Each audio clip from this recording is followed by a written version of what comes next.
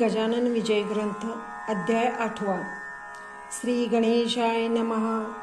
हे वसुदेव देवकी नंदना, हे गोपी गोपी मनरंजना, हे दुष्ट दानव मर्दना, श्रीहरी पावमाते, तुझ्या प्राप्तीचे साधन, कर्माधिकाचे अनुष्ठान, पराभक्तीचे सेवन करण्या आहे अपात्र मी।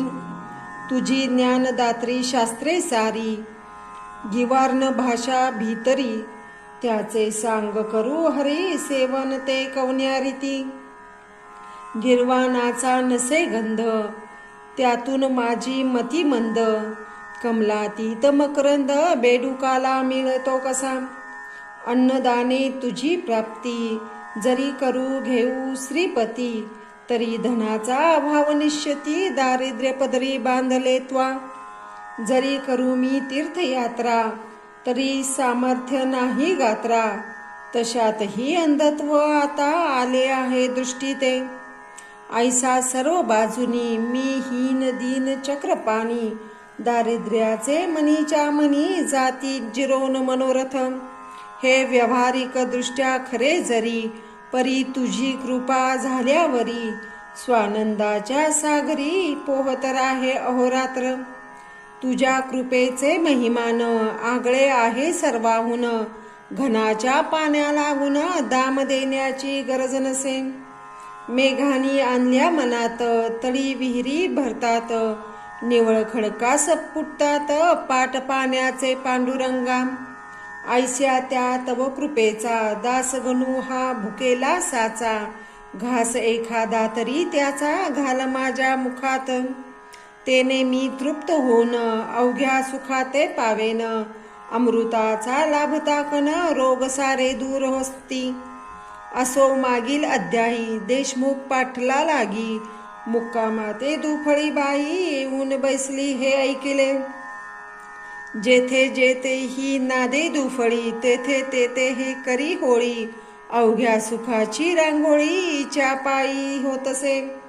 क्षयरोग तो शरीराला, वा दुफळी रोग समाजाला, नेतसे यमसदनाला, प्रयत्न पडती लुळे तेथे। असो तळाचिया कांठावरी देशमुखाचा एक महार, करू लागला चरचर या खंडू पाटला पुढे। पाटील गावीचा अधिकारी, पाटील गावीचा पंढरी, काही कामावरून खरी कुरबुर झाली उभयतात। तो असा माऱ्या महार देशमुखाचा ज्याला जोर, तो बोलला उने उत्तर खंडू पाटला कारणे। पाटील वदला त्यावरी, तुझी रीत नाही बरी, गरिबाने पायरी आपली कधी सोडू नये। उनी उत्तरे बोलण्याचा अधिकार आहे देशमुखाचा, तुझ्या सारख्या नकट्याचा नाही हे जाण मनी। तरी महार ऐकेना, करू लागला चेष्टा नाना, त्याच्या ऐकोनी भाषणा पाटील खवळा मानसी। बाचाबाचीचे कारण होते अति क्षुल्लक कजान, कागद ठाण्या लागून पाठवणे होते पाटलाला। तो टप्पा न्यावयासी सांगितले होते महारासी, की तू असाच जा कोल्यासी, तहशिलीत टप्पा द्याया हा। ते ऐकोनी बदला महार, मी ना हा टप्पा नेणार, देशमुखाच्या आश्रितावर तुमचा डोळा हमेशा। काही असो आज दिनी, मी टप्पा न जाय घेऊनी, तुझ्या हुकुमा लागुनी बोंबा शिमग्याचा समजतो मी। ऐसे वदनी बोलला, हाव भाव तैसाच केला, मूठ वळूनी हात नेला त्याने आपल्या मुखापुढे। ती त्याची पाहून कृती, खंडू पाटील कोपला चित्ती, भरवेळूची काठी होती पाटलाच्या हातात। त्या काठीचा केला प्रहार महाराच्या हातावर, पाटील मूळचा जोरदार, त्याने राग केला प्रहार हा। त्या प्रहारे करूनी हात गेला मोडूनी, महार बेशुद्ध होऊनी पडला झाला भूमीवर। पाटील दुसऱ्या महाराला गेले टप्पा द्यावयाला, तो इकडे वृत्तांत कैसा झाला तो आता सांगतो। तो महार त्याच्या आपतानी नेला उचलून देशमुख सदनी, मोडला हात हे पाहुनी देशमुख ते संतोषिले. वा वा, छान गोष्ट झाली, आपणा कुरापत काढण्या भली. ही अनायासे संधी आली, ती उपयोगी न दवडणे. त्यांनी एक महारासी तात्काळ नेले कचेरीशी. समजाविले अधिकाऱ्यासी, खोटे नाठे विबुध हो. खोटे ही दोन पक्षात, वाकडे झाल्या येत किंचित. काट्यांचेच होतात नायटे ते अवलोका. फिर्याद त्या महाराची, पुस्तकात नोंदली साची. आज्ञा झाली अधिकाऱ्याची, पाटील पकडून आणावया. शेगावी झाला पुकार, उद्या आहे पकडणार. पाटलाच्या पदरी घोर, बेडी करी हात कड्या. हे खंडू पाटला समजले, धाबे त्याचे धनानले. तोंडचे पाणी पळाले, झाला अति चिंतातूर. ज्या शेगावी मी वाघापरी, वागत होतो आजवरी. तेथे का हो श्रीहरी, प्रसंग आणला बेडीचा. अब्रुदारास अपमान, वाटे मरणाहून मरण. बंधू गेले घाबरून, काही विचार सुचेना. खंडू हताश होऊनी बैसला, तो एक विचार सुचला त्याला. श्री गजानन महाराजाला साकडे हे घालावे. त्या साधूचे वाचून, या संकटाचे निरसन. करणारा न कोणी आन, राहिला या वराडी. अलौकिक यज्ञ करण्याला, बंधू गेले अकोल्याला. खंडू पाटील नीट आला, समर्थाकडे रात्रीस. येताच केला नमस्कार, शिर ठेविले पायावर. महाराज आला कठीण फार, प्रसंग तो माझ्यावरी. सरकारी कामानिमित्त मी एक महार प्रत. तळ्यापाशी तोडिले सत्य, करातील काठीने. त्याचा ऐसा परिणाम झाला, काट्याचा नायटा केला. देशमुख मंडळींनी भला माझे अहित करण्यास. त्या निमित्त कैद मला होण्याचा उद्या प्रसंग आला. समर्थ माझ्या इज्जतीला, तुझवीन कोण रक्षील. उद्या येतील राजदूत, मला येथून नेण्याप्रत. बेडी टोकोनी पायात, ऐसे आज ऐकले. त्यापेक्षा गुरुवरा, गळा माझ्या तेथूनच चिरा. ही घ्या तलवार, देतो करा, वेळ करू नका हो. अब्रुदारा कारण, बेइज्जत हेच मरण. अपराध माझा त्यातून अति अल्प दयाळा.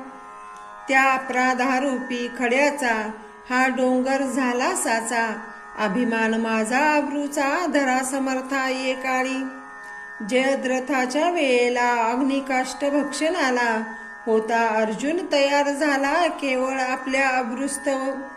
ते भगवंताने भली, अब्रू त्याची रक्षण केली.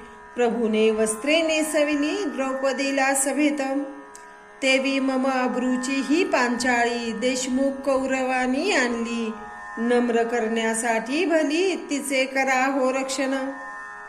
ऐसे वधुनी समर्थाला, खंडू पाटील रडू लागला. आसवांचा तो चालला, पूर नेत्रा वाटे हो. घराची माणसे चिंतातूर, आधीच झाली होती फार. न्याही त्याचा शोकापार, तो सांगावा कुठवरी. इकडे समर्थानी भले, दोन्ही हातानी कवटाळिले. खंडू पाटला हृदयी धरले, त्यांचे सांत्वन करावया. अरे काम करत्या पुरुषाप्रत, ऐसी संकटे येतात. वरच्यावरी जाण सत्य, त्याची चिंता वाहू नको. स्वार्थ दृष्टी बळाविता, ऐसेच होते तत्वता. खऱ्या नीतीची ही वार्ता, अनुमात्र त्या कळत नसे. तुम्ही पाटील देशमुख दोघे जण, एका जातीचे असून.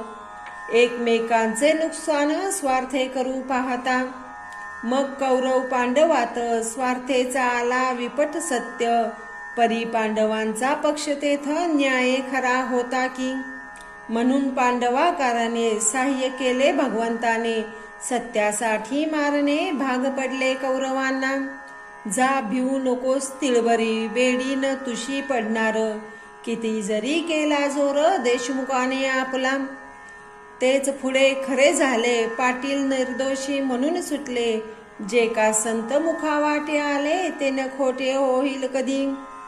पाटील मंडळी उत्तर भजू लागली साचार. कोणा नाही आवडणार अमृत ते सेवावया. खंडू पाटलाने करुणी विनंती प्रेमाने नेले राहावया कारणे समर्थाला निजग्रही. आस्था पाटील सदनात गजानन स्वामी समर्थ. ब्राह्मण आले अत्यंत 10-5 तैलंगी विद्वान असती. कर्मठ वेदावरती प्रीती परिधनाचा लोभ चित्ती राही त्यांच्या विशेष. ते काही मिळेल म्हणून समर्थाकडे आले जाण. तई होते पांघरून घेऊन समर्थ निजलेले. त्यांना जागे करण्याप्रत ब्राह्मण म्हणू लागले मंत्र. जेतेचे ते स्वरासहित अति उच्च स्वराने. मंत्र म्हणण्यात चूक झाली 3 त्यांनी दुरुस्त केली. म्हणून आसनी उठून बैसली गजाननाची स्वारी पहा. आणि ऐसे वदले ब्राह्मणाला तुम्ही कशासाठी वैदिक झाला. हीनत्व वेद विद्येला आणू नकारे निरर्थक. हे न विद्या पोटाची मोक्षदात्री आहे साची. बाडोईस बांधल्या शालीची किंमत काही राखावं. मी म्हणतो ऐसे म्हणा खरे स्वर मनी आणा. उगीच भोळ्या भाविकांना सोंग आणू नका. ही ऋचा ब्राह्मणाने म्हणण्या सुरू केली जाणी. तोच अध्याय समर्थानी घडघड म्हणून दाखविला. चूक न कोठे म्हणण्यात शब्दोच्चार स्पष्ट सत्य. वाटे वशिष्ठ मूर्तिमंत वेद म्हणण्या बसला असे. तेलंगी पाहुणी चकित झाले अधोवदन बैसले. मुख वरी करण्या फुले भयमनी वाटले त्या. सूर्य उदय झाल्यावरी त्यांच्या पुढे का होणार. दीपाचा तो जय जयकार त्याची किंमत अंधारी. विप्र म्हणती आपल्या मनी हा पिसा कसा महाज्ञानी. चारी वेद याच्या वदनी नांदतात प्रत्यक्ष. हा विधाताच होय दुसरा शंका येथे नुरी जरा. हा असावा ब्राह्मण खरा जातीने की निसंशय. परमहंस दीक्षा याची वार्ता न उरली बंधनाची. कोणत्याही प्रकारची हा जीव मुक्त सिद्धयोगी. काही पुण्य होते पदरी म्हणून मूर्ती पाहिली खरी. हा वामदेव याला दुसरी उपमान ती द्यावया. असो खंडू पाटला कडून त्या ब्राह्मणा लागून. देतो झाले दयागन रुपया दक्षिणा. ब्राह्मण संतुष्ट झाले अन्य गावा निघून गेले. महाराजही कंटाळले उपाधीला गावच्या. श्रोते खऱ्या संताप्रत उपाधीना असे पटत. दांभिकाला मात्र भूषण होते तेचे. गावाच्या उत्तरेला एक मळा सानिध्याला. या मळ्याच्या भाजीपाला होत होता बहुवस. एक शिवाचे मंदिर तेथे होते साचार. लिंबू तरुची थंडगार छाया होती ते ठाई. हा कृष्णाजी पाटलाचा मळा होता मालकीचा. हा कृष्णाजी खंडूजीचा सगळ्यात शेवटचा भाऊ असे. या मळ्यात महाराज आले शिवालया सानिध्य बसले. एका ओट्यावरी भले निंबतरूच्या छायेत. समर्थ म्हणाले कृष्णाजीसी मी आलो तुझ्या मळ्यासी. काही दिवस राहावयासी श्री शंकरा सानिध्य. हा भोलानाथ कर्पूर गौर नीलकंठ पार्वतीवर. हा राजराजेश्वर आहे अवघ्या देवाचा. तो तुझ्या मळ्यात रमला म्हणून मीही विचार केला. येथे न्याचा तो भला देसाउली करून. हे वाक्य ऐकले 6 पत्रे आणविले. ओट्यावरी छप्पर केले कृष्णाजीने तात्काळ. समर्थानी वास केला म्हणून मळा क्षेत्र झाला. राजा जाय जयास्थला तीच होते राजधानी. महाराजांचे बरोबर होता पाटील भास्कर. सेवा करण्या निरंतर दुसरा तुकाराम कोकाट्या. खाण्यापिण्याची तरतूद सारी निजांगी कृष्णाजी पाटील करी. समर्थ ते जेवल्यावरी तो प्रसाद घेत असे. असो गजानन असता मळ्यात गोष्ट घडली अद्भुत. येत झाले फिरत 10-20 गोसावी त्या ठाई. समर्थाचा बोलबाला त्यांनी आधीच होता ऐकिला, म्हणून त्यांनी तळ दिला येऊन या मळ्यामध्ये. गोसावी म्हणती पाटलासी, आम्ही आहो तीर्थवासी, जातो रामेश्वराशी भगीरथीला घेऊन. गंगोत्री जमुनोत्री केदार, हिंगलाज गिरनार डाकोर, ऐशी क्षेत्रे अपार पाहिली पायी फिरून. ब्रह्मागिरी गोसाव्याचे आम्ही शिष्य आहो साचे, महाराजही आमुचे आहे सांप्रत बरोबर. हे महासाधू ब्रह्मगिरी त्याचा बंदा गुलाम हरी, ती मूर्ती आली घरी तुझ्या पूर्व भाग्याने. शिरापुरीचे आयाचित आम्हा द्यावे तुम्ही त्वरित, लागे तो ओढण्याप्रत गांजा तोही पुरवावा. 3 दिवस येथे राहू, चौथे दिवशी येथून जाऊ, पाटील नका कष्टी होऊ, साधून घ्या पर्वणी. तुम्ही पोशिला मळा वेडा पिसा नंगा धुत, मग आम्हा देणे आयाचित मागे पुढे का पाहता. गाढवासी पोशिता गाई लाथा मारिती, ते का म्हणावे संमती पहा विचार करोनी. आम्ही गोसावी वैराग्य भरित, जाणितो अवघा वेदांत, मर्जी असल्यात मळात या पोथी ऐकावया. कृष्णाजी म्हणे त्यावरी, उद्या घालीन शिरापुरी, आज आहे भाकरी त्याच जाव्या घेऊन. जितुका गांजा ओढाल तितका तिथेच मिळेल, तेथे चालता बोलता कंठनीळ बैसला आहे पत्र्यामध्ये. 2 प्रहरीची वेळ खरी, घेतल्या चुनू भाकरी, मळ्यात येऊनी विहिरीवरी बैसले गोसावी भोजना. समर्थाच्या समोरी एक छपरा भीतरी, गोसाव्यानी लावली खरी आपापली काडासने. त्याचा जो होता महंत ब्रह्मगिरी नामे सत्य, तो भगवद्गीते प्रत वाचू लागला अस्तवानी. गोसावी श्रावणा बैसले गावातुनी काही आले, पोथी ऐकावयाला भले त्या ब्रह्मगिरी गोसाव्याची. नैनम छिन्नंती हा श्लोक, निरूपणाचा होता देख, ब्रह्मगिरी पक्का दांभिक स्वानुभवाचा लेश नसे.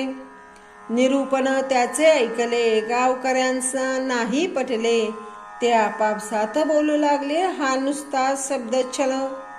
सारे पोथी ऐकल्यावरी येऊन बसल्या पत्र्या भीतरी, गजाननाच्या समोरी संत दर्शन घ्यावया. लोक म्हणती छपराला निरूपणाचा भाग झाला, येथे पैत्र्यास बैसला स्वानुभवाचा पुरुष हा.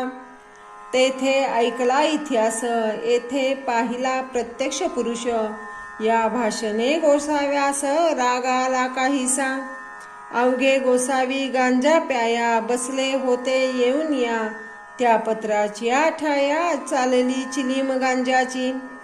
पत्र्यात पलंगाच्या घरी बैसली होती समर्थ स्वारी, चिलीम भरून वरच्यावरी प्याया देई भास्कर.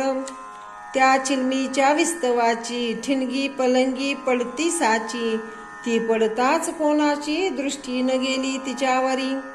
काही वेळ गेल्यावर निघू लागला धूर, पलंग पेटला अखेर एकदम चहूबाजूनी.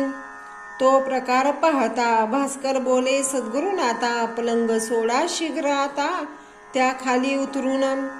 लाकडे ती पलंगाची आहेत ही सागाची, तिनं आता विजायची पाण्या वाचून दयाळा. तई समर्थे बोलले वाचे, भास्करा अग्नी विजवण्याचे कारण नाही तुला साचे, जलमुळीच आणू नको. अहो महाराज ब्रह्मगिरी या बैसला परांगावरी, तुम्हा आहे अवगत खरी भगवद्गीता साकल्य. त्याच्या परीक्षेची वेळ आणली हरीने तत्काळ, ब्रह्मा न जाणी नळ त्याचा प्रत्यय दाखवा. नैनम छिन्नंती श्लोकावर व्याख्यान केले एक प्रहर, आता का मानिता धर या पलंगी बसण्याचा.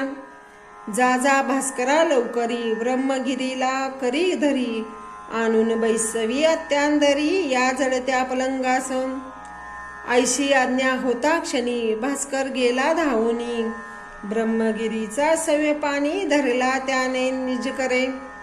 भास्कराचे शरीर धिप्पाड सशक्त पिळदार, तो गोसावी त्याच्या समोर शोभू लागला गुरडे. पलंग पेटला चौफेर, ज्वाला निघू लागल्या थोर, परी महाराज आसनी स्थिर, हलले मुळी न इतकेही. श्री प्रल्हाद कयादू सुत, उभा केला अग्नीत, हे लिहिले पुराणात श्रीवास्यांनी भागवती. त्या लिहिल्या गोष्टीचे प्रत्यंतर दाविले साचे, मळ्या माझी कृष्णाजीचे श्री गजानन साधुनी.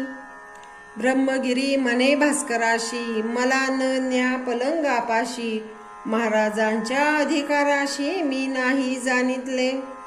ते न मानी भास्कर ओढीत आणले फरफट, उभा केला समोर आणून स्वामी रायांच्या.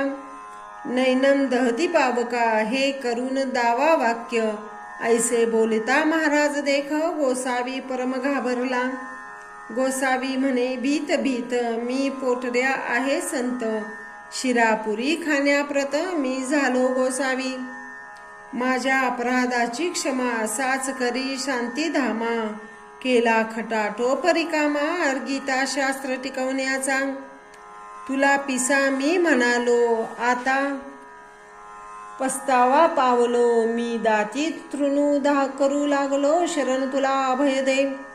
शेगावीच्या जनांनी केली समर्था विनवणी, आपल्या अग्नीपासूनी भय नाही हे खरे, तरी महाराज आमच्या करिता खाली यावे लवकर आता, अशा स्थितीत पाहता तुम्हा आम्हा धडकी भरे.